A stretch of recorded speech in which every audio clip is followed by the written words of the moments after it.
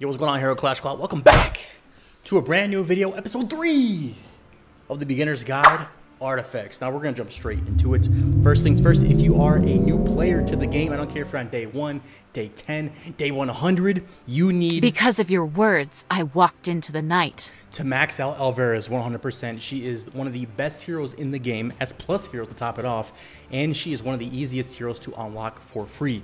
Even getting her blade to level 30, you could do for free.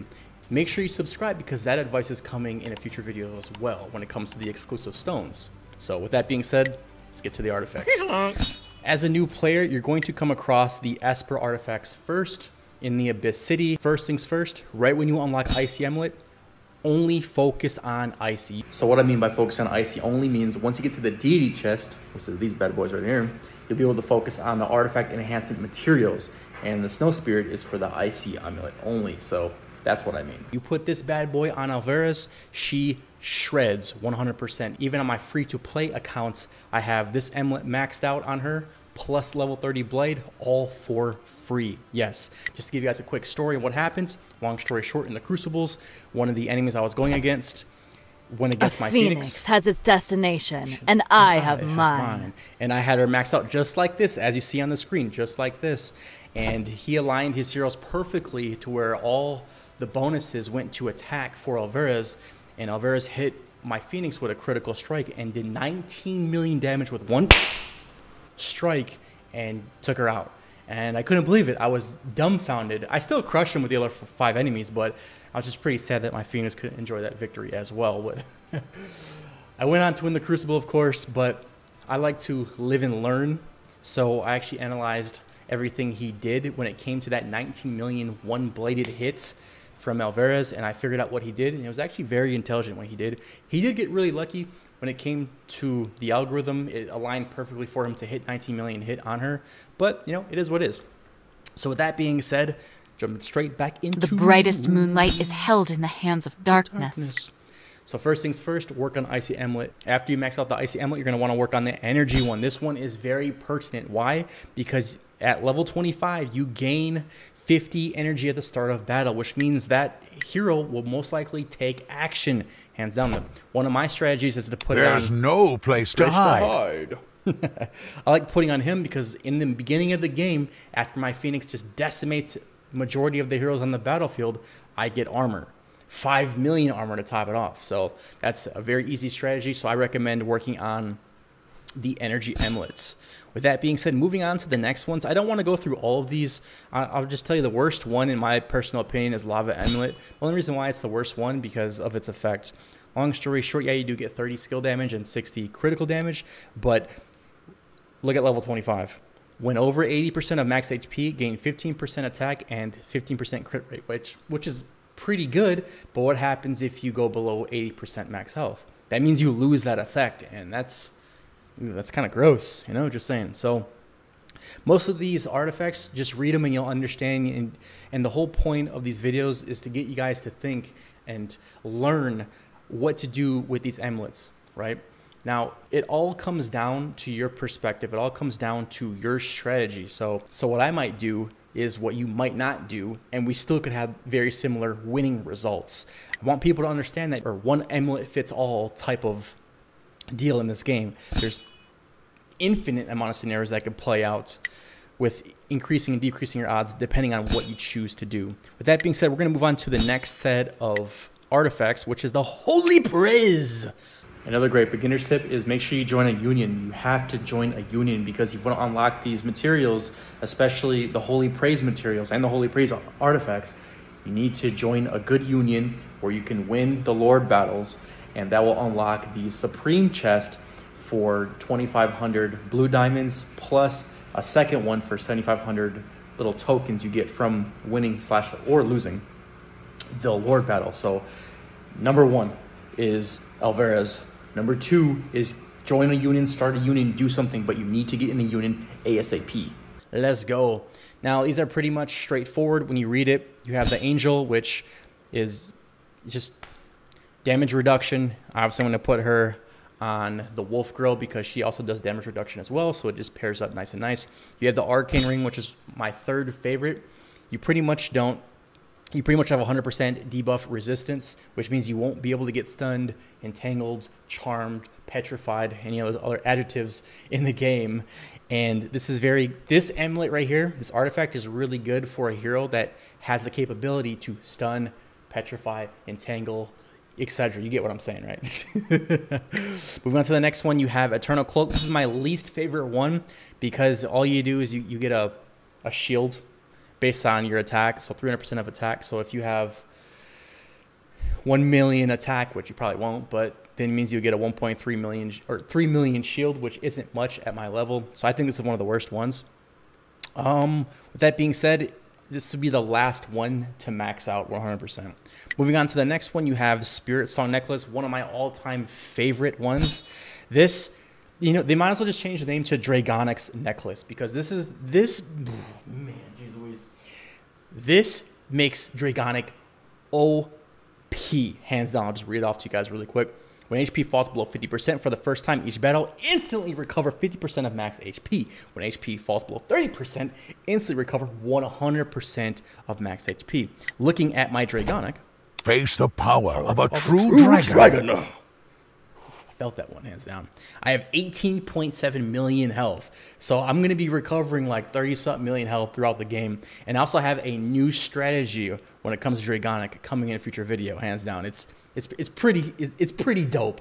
He is a beast when it comes to this necklace. Moving on to the next one, we have, let's see what's next.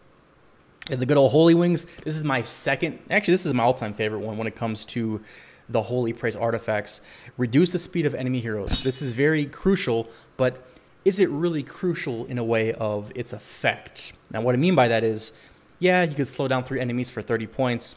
That's awesome, and reduce armor by 15%, but what makes this so great is the attributes. You have 35% attack and 35% dodge. Dodge pretty much says if it kicks in, you avoid a whole attack. It's not like block that cuts it by a third or whatever. Dodge is pretty much, they miss you 100%. Absolutely amazing. This is what makes Holy Wings so great. Now moving on to the Abyss items, baby, let's go. My all-time favorites list. Oh, there's just so many great ones, hands down. Starting first things first is Devil's Claw. Now, just to give you guys some information, each artifact will cost you about $250 to $300. To max it out to level 30 will cost you $1,000. Each month you wait for a new Esper Badge event, you can reduce that by $50 to $100. So if you wait 3.5 months after purchasing one item at level 1, then it will only cost you about $700 to $750. So I will be going over that in a future video as well. With that being said, back to the artifacts, the Abyss. Devil's Claw is absolutely amazing. They all are great except for, honestly, I would say Devil's Wings. The reason why this one isn't so great is because its real effect actually kicks in on level 30, aka $1,000 later. So at the start of the battle, reduce the speed of 3 enemy heroes with the highest speed by 40, which is more than the Holy Wings. And this also cancels out the Holy Wings if you have it on the same team, which is such, I don't know, man. I don't know how I feel about that. I think the Devil's Wings should have never been created. They should have reworded it or changed it up, because having these two combat each other on the same team forces you to either use Holy Wings or Devil Wings on 2 separate teams. And I just think it's really, I don't know. I don't like it. So the only way this one is good is if you max it to level 30. And the best part about it, besides reducing speed by 40, is the top 3 enemy heroes get reduced by 20% armor and attack. That's absolutely amazing. But like I said, it's going to cost you $1,000 just to get it up there. With that being said, moving on to the next one, we have Devil's Vambrace. I don't even know how to say that. Is it Vambrace or whatever? I don't know. Long story short, this one is perfect for, I would say, Sparta. Just if you just read it, there's a lot to read. I don't want this video to be a 30-minute video. But long story short, we're going to read it anyway because it's the beginner's guide. Let's go. When HP falls below 50% for the first time, gain 60% critical damage and a shield equal to 50% of max HP. When taking fatal damage for the first time, gain immunity to all damage for that turn and recover 50% of max HP. So long story short, after you lose 50% health, you gain the goods, 60% critical damage. Well, what does Sparta do? Sparta cuts his health in half to already increase his attack and his crit and his critical damage. So it's like, this is perfect for him. It really is. Like, they might as well just call it Sparta's Vambrace, man, hands down. Like, you get no better than that. That is the best combo probably in the game. So, with that being said, moving on, we have Devil's Horn. Now, the only way to get this one is by being VIP 13. Is it 13? I'm not sure. I think it's like, or is it 12, 13? I don't know. One of those VIP levels you can look at. And this one isn't too bad. I don't want to go too much into it, but you get attack, crit, and speed. And at level 20, 200% of attack as a bonus damage to target below 50%. So if an enemy's health is below 50%, you're doing 200% more attack damage as bonus damage. So it's not too bad. Maxing it out would be nice and putting on Alvarez. However, we have so many more artifacts to go over. So moving on to Dragon's Scale, one of my all-time favorite ones. They're all my all-time favorite ones. At level 30, recover 50 energy. At the start of the battle, restore 50 energy to allies in the same column when casting skills. Long story short, I'm trying to tell you, you put this on Phoenix on round 1 and she's maxed out. I guarantee she's going to do about 10, 20, 30, 40 million damage in the first round. And there's a secret to this artifact that I'll cover in a future video, but I don't want to reveal it right now. Moving on to the next Eye of Destruction. This is probably one of the best Abyss items in the game because you pretty much reflect damage back at the enemy. So let's say Alvarez attacks me for 1 million damage. Well, I'm at level 20, so 70% of that damage will go back at Alvarez. So I'll take 100% damage, but 70% of that she will also take, right? Which is extremely overpowered.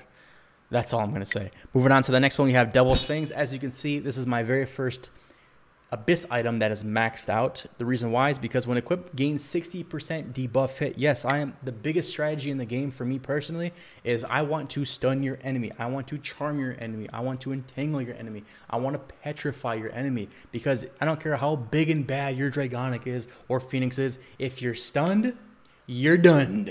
Just saying. A stun equals done because a hero sitting out for 1 to 2 turns is detrimental, especially at my level when it comes to being at the tippity top with a few other players. These games only last 1 to 2 rounds. And if it does last 3, 4, 5 rounds, it's because of the strategy. With that being said, guys, hands down, did we cover? Oh, yep, Devil's Bone Spike. I thought I was done, hands down. Devil's Bone Spike. It's not bad. I would say this is my least favorite one. Long story short, it takes skill damage and converts it to health. However, it doesn't matter if it's bonus damage or holy damage. It doesn't matter. It will ignore that. So I really feel like Devil's Bone Spike isn't that great. This would probably be one of the last ones I would get or upgrade if I knew. As you can see, I had a little spending spree, and I was like, oh, I'll get it. I'll get it when it first came. I'm like, oh, I'll get it. And I got it, and I regret it, hands down. I wish I could take it back and swap it out for, you know, Sparta's Vambrace or Devil Wings, hands down. With that being said, this video is super long. I hope you guys enjoyed. Episode 4 will come soon. Tomorrow we have a brand new Relic event. I'm super excited, and we're going to do a live reaction, and we're going to spend some money. I cannot wait. With that being said, see y'all in the next video. Oh, yeah. Greatness manifested.